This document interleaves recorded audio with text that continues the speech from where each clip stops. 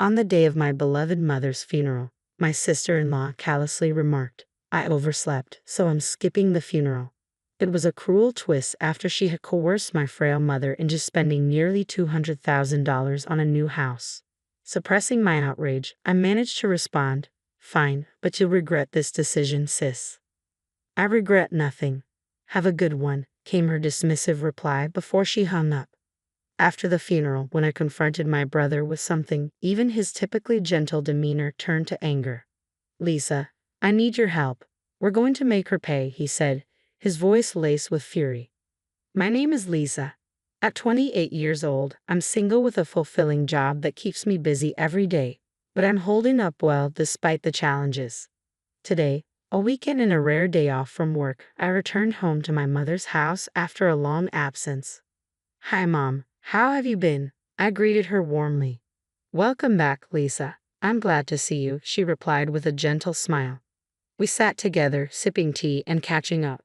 My mother has always been kind, gentle, and elegant. It's been a few years since my father passed away, leaving her to live alone. Both Dad and I have always worried about her health because of her frailty. On my days off, I make it a point to visit her and spend time together. "Mom, has anything troubling happened recently?" I asked, sensing there might be something on her mind. "Well, there's something," she began, her expression growing serious. Just as my mother was about to speak, the doorbell chimed. "Oh, that must be Stephanie," I remarked. "Stephanie? Was she expected today?" my mother questioned. "Not exactly, but she drops by like this from time to time. I'll go see," I replied, heading towards the door. Stephanie is my older brother's wife, and they recently tied the knot. She's my sister-in-law, a lively contrast to my quiet and easygoing brother. Despite finding her spontaneous visits a tad intrusive, I appreciate her genuine concern for our mother. "Hello, everyone. Lisa, it's been ages," Stephanie exclaimed cheerfully as I opened the door. "Hi, Stephanie." "Yes, it has been a while," I replied, welcoming her inside. "Lisa, you're still consumed by work, aren't you? You're in accounting, right?" "Personally, I could never handle it. I'm always swamped with housework. It would be nice if you settled down soon too," my sister-in-law remarked. "Yeah, maybe," I replied noncommittally. My sister-in-law appeared timid around my mother, but occasionally she'd slip in these passive-aggressive comments directed at me. I wasn't sure if she meant any harm, but they always left me feeling uneasy. "It sounds like my sister-in-law is here, so I should head off now," I announced as I prepared to leave. "All right, Lisa, let's catch up more next time," my mother replied warmly as she saw me out. I couldn't shake the feeling that there might be tension between Mom and my sister-in-law. Mom never spoke ill of others, so I worry she might be holding something back. Despite my concerns, I bid farewell and headed home. A few months later, Mom informed me that my brother was constructing an elaborate new house. Huh! My brother makes a decent income, but he's not exactly wealthy, right? And my sister-in-law is a full-time homemaker. How can they afford to build such a house? I questioned. "Well, I actually helped him out a bit with some money from your father's inheritance," my mother admitted. "How much is a bit?" I pressed. "About $20,000, I suppose," she replied calmly. "20K, Mom, are you serious?" I exclaimed, unable to hide my surprise. My late father had raised both my brother and me to be independent once we reached adulthood, so I couldn't understand why my mother would give away such a large sum of money. "Well, Stephanie, your sister-in-law came over almost every week, pleading for help. And besides, Andrew and Stephanie promised to take care of me since we'll all be living together." I couldn't refuse, my mother explained, her voice tinged with hesitation. "If you're okay with it, Mom, but are you sure this isn't too much?" I asked, concerned. "No, not at all. This will ease your worries and make life simpler for you, Lisa. I'm actually looking forward to this new chapter," Mom said with a smile. Later, they completed construction on their new home, and my brother, his wife, and Mom began living together. When I visited to bring the housewarming gift, I was astonished by the luxurious house. A modern-style kitchen and bathroom, expensive-looking interiors with pure wood, and a spacious backyard. It was clear my brother couldn't afford all this on his own. Proudly, my sister-in-law gave me a tour of the house. Afterward, I pulled my brother aside. "Congratulations on your new house, Andrew. Please take good care of Mom," I said quietly. "Thanks, Lisa. Don't worry, Stephanie will take care of Mom while I'm at work. I felt guilty about Mom offering to help, but we're determined to make her even happier now, he assured me. It appears my brother was unaware that his wife had been repeatedly visiting our mom to ask for money for their new house. He's generally good-natured and kind, but his obliviousness concerns me at times. All right, just make sure you look after her, I reminded him. Of course, leave Mom to us and focus on your work, he replied. Let's not talk about work, I quickly corrected myself. Oops, sorry about that. After our conversation, I handed him an envelope containing some cash and a standing clock. This clock also monitors health, so please place it where Mom can see it in the living room, I explained. Thanks. This clock is pretty advanced, huh? It should be good for Mom. And it looks stylish too. Let's place it here, my brother agreed, setting the clock on a shelf in the living room. I should head home now. Take care, I said, preparing to leave. My sister-in-law was occupied with a phone call in another room as I departed the grand house with my mother and brother seeing me off. 6 months passed peacefully, during which my concerns about Mom lessened as she seemed to be settling in well with my brother and his wife. I focused on my work, assuming these days would continue indefinitely, until the unexpected news of Mom's passing reached me. When my brother returned home from work, he discovered that our mother had passed away alone in her room. The doctors later explained at the hospital that her pre-existing heart condition, aggravated by overexertion, likely caused her death. Mom, why so suddenly? I wish I had come home earlier. I'm sorry, I lamented, overwhelmed with grief. My brother and I held on to our mother's lifeless form, tears streaming down our faces. Stephanie, my sister-in-law, was noticeably absent. Brother, where's Stephanie? Wasn't she supposed to be here? And what do they mean by overwork? I asked, my voice trembling. Stephanie wasn't here. As for overwork, he began, struggling to find the words. I'm not sure either. Stephanie took care of all the household chores, so this doesn't make any sense, my brother admitted, sounding perplexed. Despite my unease, I interjected, first, we need to arrange our mother's wake and funeral. Andrew, you'll likely need to lead the arrangements as the chief mourner. You're right, Lisa, could you assist me? He asked. And so, my brother and I dove headfirst into organizing the memorial service. It was a whirlwind of preparations, selecting a venue, outlining the schedule, notifying guests, and more. Somehow, we managed to complete the wake, and the following day was the funeral. While my brother and I were occupied greeting visitors, my sister-in-law sat passively, not lifting a finger or shedding a tear. Despite my growing frustration with her behavior, the hectic pace of the day kept me from addressing it directly. Andrew, tomorrow is the funeral, and as the chief mourner, you're going to be quite busy. Why don't you and Stephanie head home for a while? I'll stay here, I suggested. Yeah, Lisa, that would be helpful. Thank you, my brother replied gratefully. They departed together, leaving me alone in the now empty room.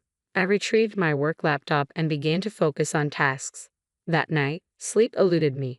The following morning, on the day of the funeral scheduled for 10 a.m., I met Andrew at 6 a.m. to commence preparations. We were inundated with tasks, reviewing Andrew's eulogy, meeting with the funeral director, and ensuring everything was in order. Around 9:30 a.m., I received a call from Stephanie, as my brother had mentioned she would arrive later for the funeral. Hello, Lisa. I'm calling because Andrew wouldn't answer his phone, Stephanie said.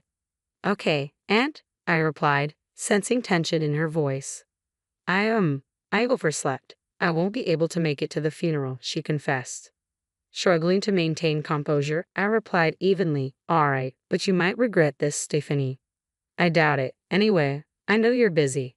Hang in there, Stephanie said before hanging up abruptly. Was that Stephanie just now? My brother asked as he approached. Yeah, she overslept and won't be coming today, I informed him with disappointment in my voice. Ha! What is she talking about? It's our mother's funeral, Andrew exclaimed in disbelief. Let's focus on the funeral for now, Andrew. I have something important to show you afterward, I said firmly. We somehow made it through the funeral together, paying our final respects to our mother. Stephanie was conspicuously absent, leaving us both puzzled and frustrated. Lisa, what did you want to show me? Andrew asked as we found a moment alone. Come, take a look at this, I replied, opening my laptop. Confused, Andrew leaned in to see the screen, which displayed the living room of his house. I explained, "This is the clock I gave you as a gift. It has a camera installed, designed for monitoring elderly relatives or pets. I gave it because I was worried about Mom, but since she seemed fine, I never checked it until yesterday." I reviewed the footage from the past week. "Here it is," I said quietly, opening several videos on my laptop. My brother watched them intently, his expression tense. The footage revealed our mother being harshly treated by my sister-in-law. "I'm taking care of you, so at least do your chores properly." Stephanie's voice came through the video as she assigned all household tasks to our mother, from cooking and laundry to cleaning. The scenes showed her frail mother being pushed to exhaustion. While she toiled, Stephanie would often dress up and leave the house. In moments captured on video, our mother could be seen clutching her chest in discomfort, reaching for her phone hesitantly but ultimately deciding against making a call. Mom couldn't bring herself to tell us about how Stephanie treated her. "She always wanted us to be happy, you know, Mom." I had no clue. "Please forgive me." Both my brother and I were in tears, overwhelmed by the memories of our mother. "Lisa, can we watch the footage from the day Mom passed away?" my brother asked, his voice heavy with emotion. "I haven't viewed it myself, but Mom passed away in her room, so I'm not sure if there's any footage of her," I explained, setting the recording to the date of our mother's passing.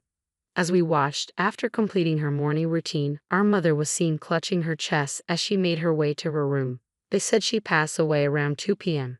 The living room remained empty for a while, but as we fast-forwarded the recording, Andrew spoke up. "Hey, look at this. Stop and turn up the volume," Andrew exclaimed urgently. Around noon, my sister-in-law appeared on the camera feed. As we increased the volume, her voice became clear. "Hey, mother-in-law, mother-in-law."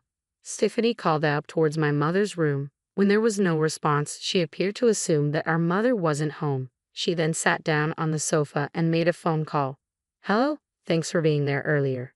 It looks like the old lady has left without finishing her chores. I wonder what she's up to," Stephanie remarked casually over the phone. It appeared she was speaking to someone she had been with since morning. As I listened to the call's harsh content, I couldn't help but grimace. My sister-in-law continued her conversation. "What if she's dead? That would be something. Then again, I could skip the funeral and maybe go on a trip with Daniel. Opportunities like these don't come around often," she remarked, shocking both my brother and me. The person on the other end of the line was evidently my sister-in-law's lover. Wouldn't it be great if that really happened? I could fabricate a story about domestic abuse from my husband, secure a hefty divorce settlement, and buy this house. Then Daniel and I could live here together. "So where would you like to go on our trip?" "That's enough," Andrew interrupted sharply. I paused the video, my heart pounding. My usually gentle brother's face hardened, his voice thick with anger. "Lisa, I need your help. We're going to confront her," he declared firmly. I nodded in agreement and immediately made a phone call. The next day, Andrew phoned me while I was at home. "Lisa, she's back. Can you come over?" he asked urgently. "I'm on my way," I replied, hurrying to my brother's house without delay. "Well, hello, Lisa. What brings you here on such short notice?" "You really should have given me a heads up." Stephanie greeted me with a hint of irritation as she came out to meet me. "Andrew asked me to come." "Follow me," I said, leading the way into the house filled with the scent of incense. My brother, sister-in-law, and I gathered around the dining table. "What's all this about? You both look so serious." "I do feel bad about missing the funeral," Stephanie remarked casually. "Stephanie, since you moved in, you've been treating Mom like a servant, haven't you? You've even made her pay $20,000 for the new house, despite her being ill." I confronted her directly. "What? That's ridiculous. I did all the housework. Are you trying to start something?" Stephanie retorted defensively. "Everything has been recorded, Stephanie. I'm not actually an accountant. I'm a private investigator," I revealed, surprising both my sister-in-law and my brother. It was a secret I had kept from everyone except Andrew. I pointed to the surveillance camera hidden in the living room clock and showed her the footage on my phone. The video clearly showed her mother doing household chores under Stephanie's orders. "What? This is a violation of my privacy. How could you do this?" "Delete it immediately," Stephanie protested angrily. "I installed it as the homeowner. I have every right to do so. It's not a violation of privacy," Andrew responded calmly but firmly. "What's going on here? And why are you suddenly talking about being a private investigator? Stephanie's voice trembled, a realization dawning on her. Andrew silently dialed his phone. Soon, the audio of Stephanie's earlier phone call began to play. I might just skip the funeral and go on a trip with Daniel, and maybe fabricate some story about domestic abuse for my husband to get a big divorce settlement, the recording revealed. Stephanie's face turned pale as the truth sank in. No, this isn't what it looks like. Please let me explain, she pleaded desperately. What's the difference? Explain yourself, Andrew demanded, his tone cutting through the tension in the room. My sister-in-law stammered, trying to concoct excuses. He's just a friend. We were joking. There's no cheating going on here, right? Where's the evidence? But there is, I stated calmly, laying out several photos on the table. Each one depicted Stephanie and another man, leaving a resort together, being intimate in their car, and entering a hotel upon their return, undeniable proof of infidelity. What? How did you get these? Stephanie gasped, her face draining of color. You discussed it over the phone, remember? You planned your trip and how you'd spend the night together. I had someone from our company take these photos, I explained firmly. Stephanie recoiled in shock. How could you do this, especially during our mother's funeral? As I calmly laid out the situation, Stephanie's composure began to crack. Oh, enough. What's wrong with all of you? She exclaimed, her voice rising in frustration. There's no way we can continue this marriage, Stephanie, Andrew stated firmly. We're getting a divorce and I'll be seeking alimony. You'll need to move out of this house. Excuse me. Stephanie's disbelief was palpable, causing Andrew and me to exchange a knowing glance. What do you mean? Stephanie demanded, her tone tinged with defiance. I mean, in a divorce, the guilty party often pays compensation, Andrew clarified. What? Stephanie gasped, her earlier confidence faltering as the reality of the situation sunk in. Clearly, you're even more foolish than I realized. It's pathetic. As Lisa said, I'll be seeking alimony from you and your lover, Andrew declared firmly. What? Stephanie's voice trembled with disbelief. And I'm telling you to leave. Don't come back, Andrew continued, his tone resolute. No, this can't be happening, Stephanie protested weakly. I handed Stephanie her suitcase, which she took silently, still in shock. I escorted her to the door and closed it behind her.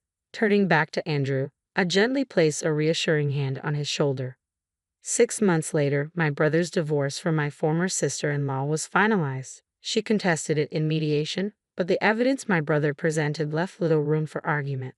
It also came to light that she had been recklessly spending from their joint bank account. According to my brother, the divorce settlement ended with minimal division of assets. True to his word, Andrew pursued alimony from both his ex-wife and her lover.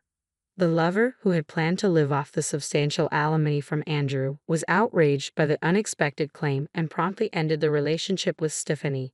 With no place to go and abandoned by her lover, my ex-sister-in-law now resides alone in an old apartment, making ends meet with part-time work.